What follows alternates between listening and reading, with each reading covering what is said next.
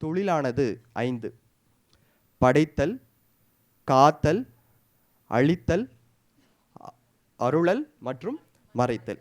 இவை 5 தொழில்கள். இதை செய்பவர்கள் பிரம்மா, விஷ்ணு, ருத்ரர், மகேஸ்வரர், சதாசிவர். இந்த 5 தொழில்களையும் செய்து கொண்டிருப்பவர்கள் இந்த 5 தேவர்கள்.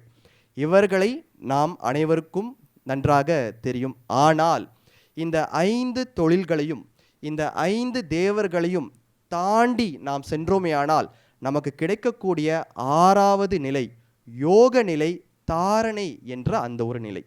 எனவே இந்த 6 நிலைகளையும் தாண்டி 6வது நிலையான யோக நிலை, தாரணை நிலைக்கு சென்றோமேயானால் பரஞ்சோதியாக விளங்கக்கூடிய சிவபெருமானை பாடுபவர்களே இவர்கள் என்று நமக்கு சேக்கிழார் பெருமான் இந்த பாடலின் வாயிலாக நமக்கு கூறுகின்றார்.